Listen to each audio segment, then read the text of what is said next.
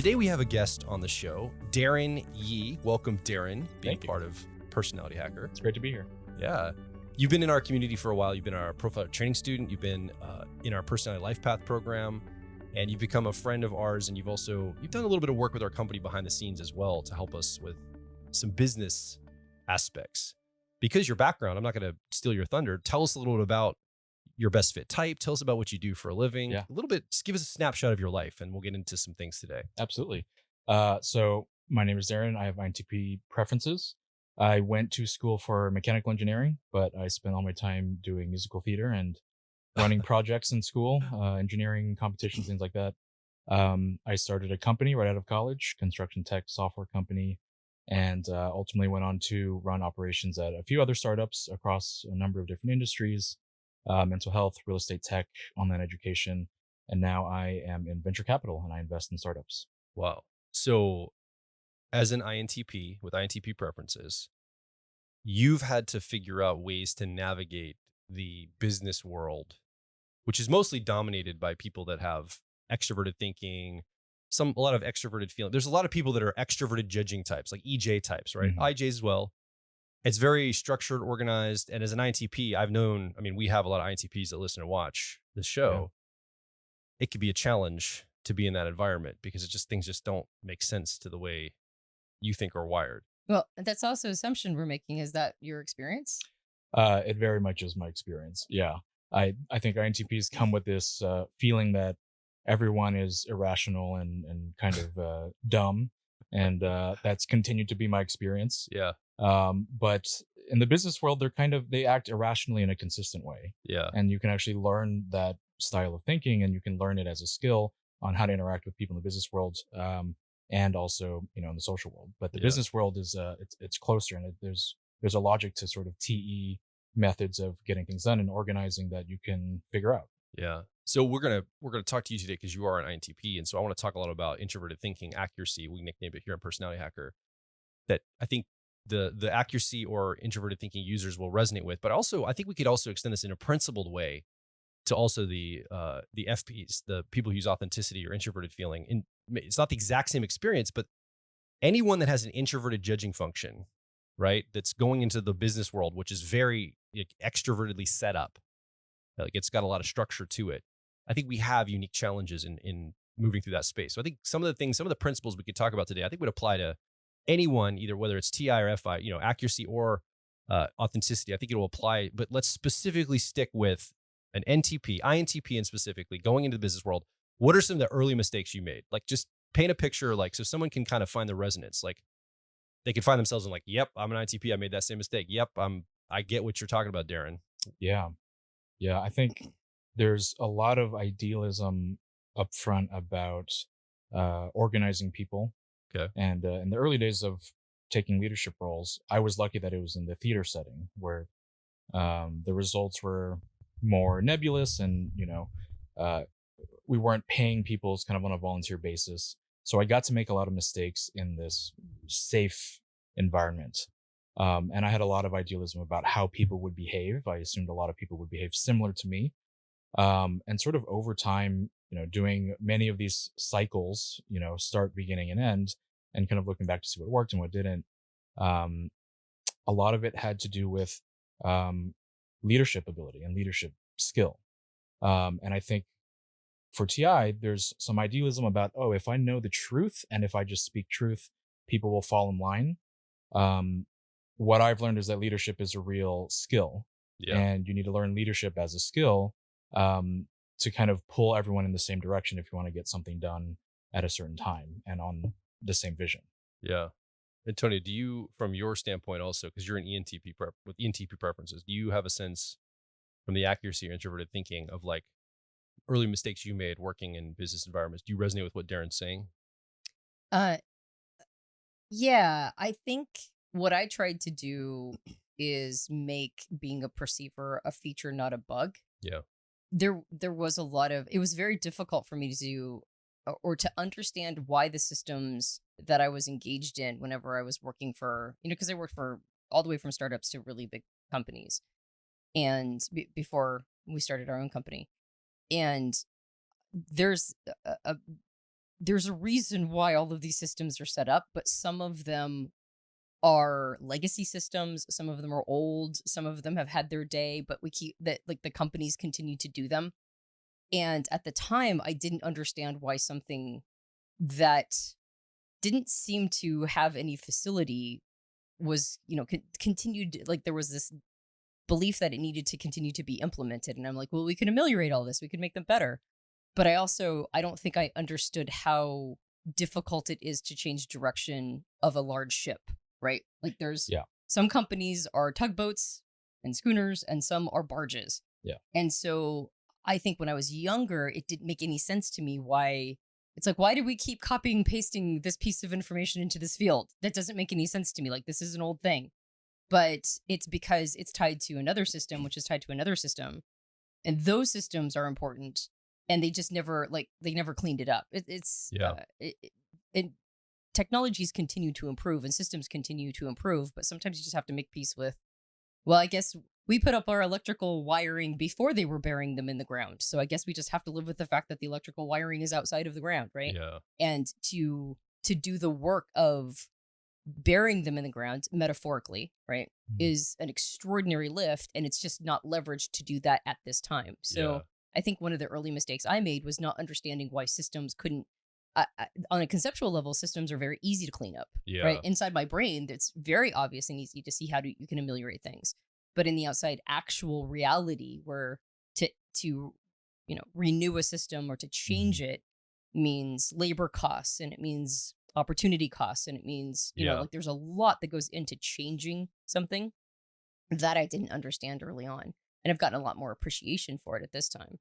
But you can what I find so fascinating is that for you, Darren, is I want to grab something you said, which is when you first started implementing, when you talk about being in business, but you were in theater, musical theater, where the metrics weren't as set, things are a little bit more run and gun. What were you doing in that context that made it so that you could learn lessons there that took you into other business contexts? Yeah. It's a good question. I think the reason theater worked for me is because it was something I could show up to consistently and stick through. And with theater, there's a show date, right? The show's going to go on. The audience is going to show up. The people are going to be there. And my primary role was the director. So what happens on stage, I felt a strong responsibility for. And so I showed up every day because I wanted it to be good. Yeah. Right. That day is going to come. And so I think the cycle of that, not just doing it once, but doing it a second time and then getting to iterate. Oh, last time this worked, this did not. Last time I really liked how this turned out. I want to do that again. Yeah. It gave me a space to sort of try different tactics and then just see over time what worked and what didn't. But just I have to make a quick comment here, Antonia. I know you're on. Can you hold your thought for a second? Because I have to just say something that, first of all, as an ITP, doing musical theater, like, are we talking like musical theater, show tune, like full on, like Roger Hammerstein level? Yeah. Like ENFP, ESFP on the max kind of theater. 100% original. I didn't write them, but we had writers, we had musical composers, we had producers, we had choreographers. Was this in New York? Set design, yeah. Okay, so first of all, INTP, you don't think of INTPs in this environment, A. And B, even if you do, like, you don't show up this way, Darren. Like, you show up very centered and calm and present. Like, how you're showing up right now is how I know you to show up in every context. So I'm trying to, in my mind's eye, imagine you. Now, you're not up on stage dancing and singing, but you are basically orchestrating all of this. So, and first of all, I think it's also very interesting how you use your harmony process, your fourth 3-year-old function of harmony or extroverted feeling, to kind of set expectations. Like, these people are coming, there's an audience coming. We have to perform because there's people that are depending on us to show up. And so you put yourself in a frame where it made sense and you kind of integrated that, which I thought was wise. Well, and the goal is to make them happy. For a couple hours. Which is really cool. Yeah. Feed the need. The goal is to give them a good experience. Well, I want them to walk away surprised and, this was worth my time. Yeah. And that's the driver. And that's what got me out of bed every day and got me to show up. I couldn't show up to class, but every rehearsal I was there on time because I'm the one responsible. In fact, I was early and I had to run the rehearsal and I had to make sure that the actors were having a good time. Okay. And I had to make sure that, all of the scripts were getting written on time and make sure that the rooms were getting booked so we could do our singing practice and all of that. So there was a lot of logistics that I kind of picked up as a side effect of chasing that sort of FE, Yeah. Yeah. Okay. Thank you. I just wanted to highlight that because I think it's a unique framework for an INTP to come with. Joel is representing the person in the audience who can't reconcile Yeah, these two he's not an ideas. INTP. INTPs would never do musical theater in any capacity. That's You get right. these comments on YouTube Yeah. and other places like, oh God, all right, That's here we fair. go again. Yeah. No, I think the first time we talked, you asked if I was an INTJ after saying all of my, I work in startups, and you're like, you're sure not an INTJ? I was Yeah. a little bit flattered. Yeah. But Yeah. I wish I was an INTJ. You're like, they get so Yeah. much done. They're Yeah. so mastermindy. Yeah. We all do, don't we? It would be so much easier. So except for the INTJs, they're like, no, you don't. They're like, it's a lot of pain and suffering. Don't be us. Don't be us.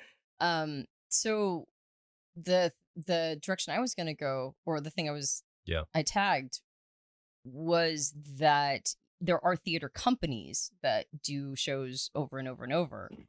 But the truth, I mean, it's closer to a project, Yeah. right? A play is more like a project that has a completion. Yes. And so when you've completed the project, it's not like you don't have to take that into the next project. Mm-hmm. In companies, and like as a general rule, there's like a system set up where you sort of have to take it as a through line through everything. Mm-hmm. But what I'm hearing you say is the advantage is that when you were understanding direction, right, which is what you have to do, it's like a lot of directing traffic in a company as well, particularly when you're the person at the top. You learned direction in something that allowed you to do test iterate, Yes. project wise. Yes. Yeah. Yeah. I would say one of my core competencies is project management, which you can apply to any context.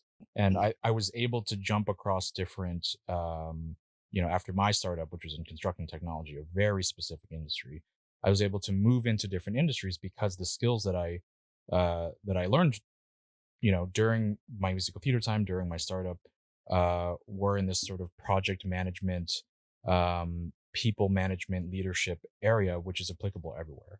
That is needed in any environment. Yeah. What I find really interesting is that, we're talking about effectively perceivers. We started out by saying people who have introverted feeling authenticity or introverted thinking accuracy, trying to navigate a very extroverted judging context. But what I hear you saying is that the first time you entered project management and entered this more what one would call maybe a judger space of having to organize and orchestrate all of these things to make something big happen, what I hear you saying is that it was kind of a perceiver environment that you were able to work a bunch of stuff out. Like you were able to do test iterate because when you have one play, I'm sure there's a lot of lessons in learning and people you build relationship with and systems that you have set up that you bring into the next one. But you don't have to. You're not under any obligation necessarily to do that. So it sounds like you worked some of these things out in a more friendly context to your type preferences. That's correct. And I think the key thing here is I had to create my own context for that to happen. Meaning I was in school, and my parents, the understanding is I'm studying engineering, and I wasn't telling them I'm spending all my time doing music theater, right? But I'm not going to my engineering classes, yeah, but I'm doing my directing. Yeah, no, that's exactly it. And so, I was there for school and I got by in school. I passed my classes barely. But that bought me the time and the freedom to kind of pursue my own interests. And it was actually a really big leap of faith because the engineering was supposed to be my career. And I didn't really want to go into musical theater as a career, but it's just what I wanted to do. And it was a leap of faith because I felt like developing skills would be more useful to me in the long run, rather than trying to get through engineering school at the top of the class. Yeah. And I was right. At the end of, when we graduated, my valedictorian, who was a mechanical engineer, couldn't find a job, but I had all these skills. And so that's why I was able to go out, start a company and get some traction there and get to places that I wouldn't have otherwise if I'd spent all my time just studying. Yeah, well, that's what Cal Newport talks about in the book, So Good They Can't Ignore You. He talks about focusing more on career capital, skills that are transferable to many different positions, as opposed to just going a straight line of like your purpose or your, like engineering would have been your purpose at the time. Right. But that would have been a straight line.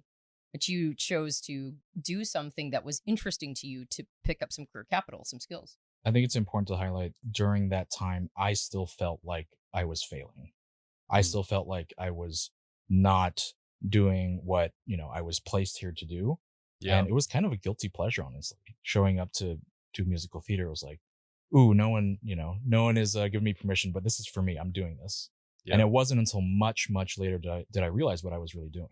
Yeah. You didn't go with the intention of, oh, I'm going to do this to build skill for leadership and guidance. It was fun and probably a community of people you could connect with around a shared common project, putting on the performance or whatever. Mm-hmm.